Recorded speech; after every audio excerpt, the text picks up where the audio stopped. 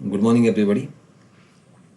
तो मैं आपसे बात कर रहा था कि हमारे भीतर जो चेतना है उसका लक्ष्य पहले लेवल से 7वें लेवल तक जाने का है। पहला जो लेवल है वो भौतिक है, दूसरा लेवल भावनात्मक है, तीसरा विचारों का लेवल है, चौथा रचनात्मक लेवल है, पांचवा आध्यात्मिक या आत्मा का लेवल है, छठा परमात्मा का लेवल है और सातवां परब्रह्म का लेवल है। और आपकी चेतना जो कॉन्शियसनेस है वो इनमें से किसी एक लेवल पे है। और हमारी टेंडेंसीज होती हैं कि उस लेवल से आगे कैसे बढ़ाया जाए। हमारी सोच, हमारी समझ, हमारा मन, हमारा मस्तिष्क हमेशा इस तरकीब में है कि उस लेवल से आगे कैसे बढ़ा जाए। तो जब हम एक लेवल से दूसरे लेवल की तरफ बढ़ते हैं तब हमें ऊर्जाओं का खेल समझ आता है। 3 प्रकार की ऊर्जाएं हमारे भीतर हैं। मान लीजिए लेवल 1, ये लेवल 2 और ये लेवल 3। पहली ऊर्जा हमें आगे धकेलती है जो पॉजिटिव एनर्जी है। दूसरी ऊर्जा हमें पीछे खींचेगी जो नेगेटिव एनर्जी है। और जो न्यूट्रल एनर्जी है वो इस पूरे खेल को देख रही है। वो देख रही है कि कुछ चीज़ें हमारे भीतर हैं, कुछ सलाहकार हमारे भीतर हैं जो चाहते हैं कि हमारा स्तर बढ़े, हमारी चेतना का स्तर बढ़े। वहीं कुछ सलाहकार हमारे भीतर ऐसे भी हैं जो चाहते हैं कि हमारी चेतना का स्तर घटे। और इस तरीके से हम अनुभव कर सकते हैं कि हमारे भीतर 3 प्रकार की मौलिक शक्तियां हैं,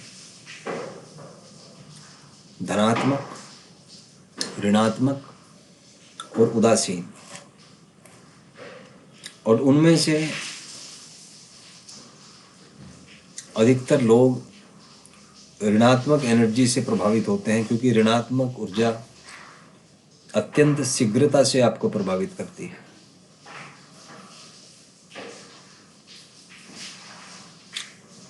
इसमें ज़्यादा समय नहीं लगता और आप अत्यंत शीघ्रता, अत्यंत तीव्र गति से इसके द्वारा प्रभावित होते हैं।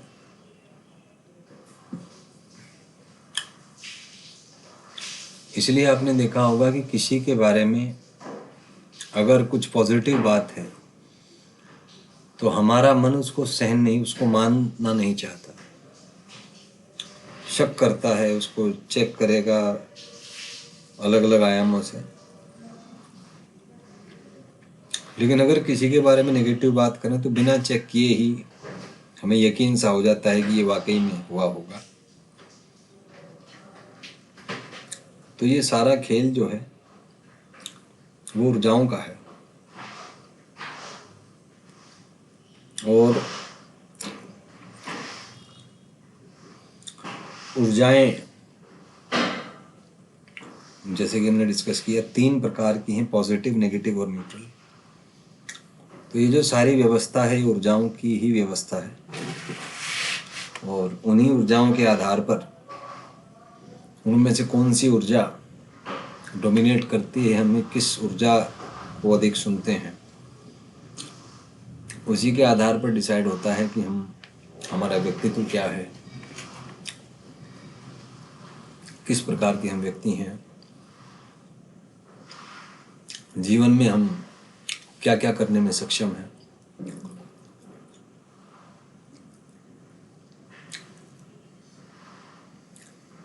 अब प्रश्न आता है कि जब हम ऊर्जाओं द्वारा निर्दिष्ट हैं तो फिर इसका फल हमें क्यों भुगतना पड़ता है।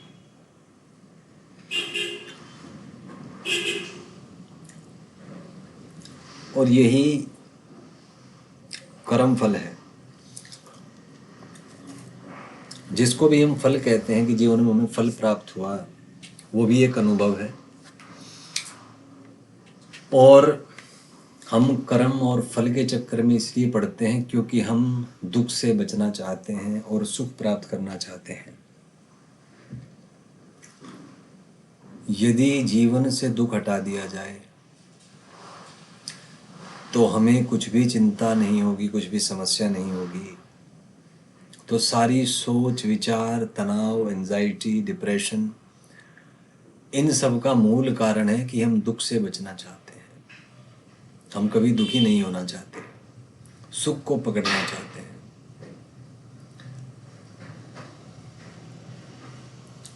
अब यही कश्मकश है जीवन की कि जीवन निरंतर परिवर्तित हो रहा है। संपूर्ण ब्रह्मांड में स्थित ग्रह पर स्थित जीवन या ग्रह पर स्थित धरती पर स्थित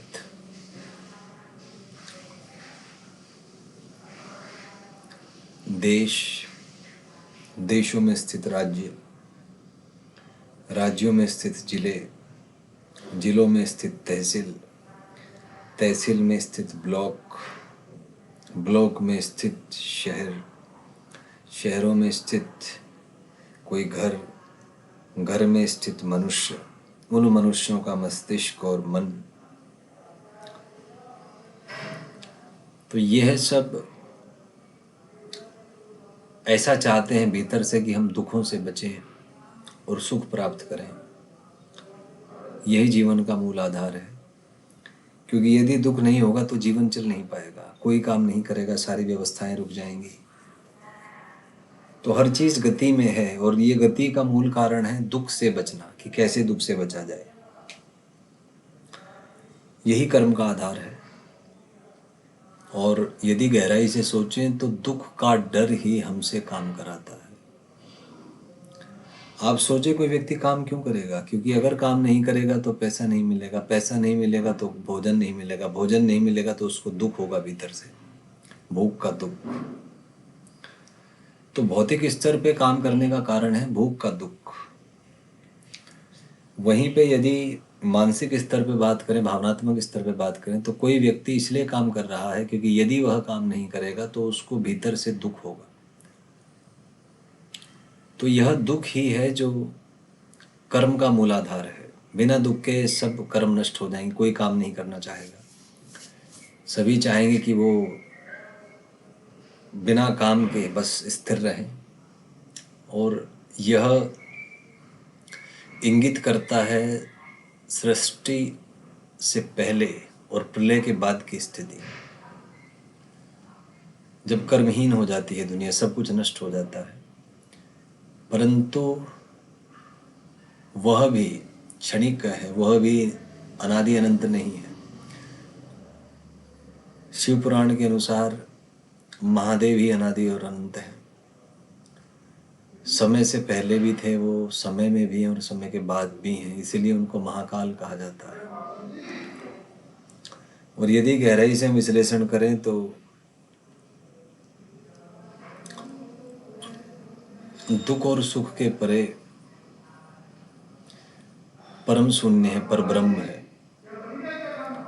और सृष्टि और प्रलय, सृष्टि आप समझ लीजिए सुख की खोज और प्रलय दुख, तो यह दोनों प्रक्रियाएं एक साथ ही प्रारंभ होती हैं, परंतु इनकी जो रेट है, जो दर है, वो ज़्यादा होती है। सृष्टि के प्रारंभ में पॉजिटिव एनर्जी डोमिनेट करती है, तो चीज़ें क्रिएट होती हैं ज़्यादा। लेकिन जैसे ये क्रिएट हुई, साथ साथ में विनाशी शक्तियां भी जन्म लेती हैं और विनाशीकरण भी प्रारंभ हो जाता है। और अंत में यह दोनों शक्तियां किसी बिंदु पर आकर खत्म हो जाती हैं। और मुझे ऐसा अनुभव होता है कि मृत्यु का कारण भी यह है। जैसे ही हम पैदा होते हैं तो पॉजिटिव एनर्जी हमारे में डोमिनेट करती है, लेकिन जैसे जैसे हम जीवन में आगे बढ़ते हैं हमें जीवन का कटु सत्य अनुभव होने लगता है और नेगेटिव एनर्जी हावी होने लगती है। और जिस क्षण पर आपकी पॉजिटिव और नेगेटिव एनर्जी कैंसिल कर देती हैं एक दूसरे को और जीवन चल नहीं पाता आगे, कुछ पॉजिटिव उसमें नहीं हो पाता, चेतना अगले स्तर पर पहुंचने में सक्षम नहीं हो पाती, तो चेतना शरीर छोड़ के बाहर निकल जाती है। यही कारण है कि क्यों एक्सीडेंट्स में लोग मर जाते हैं। भौतिक रूप में जब जीवन व्यवस्थित नहीं हो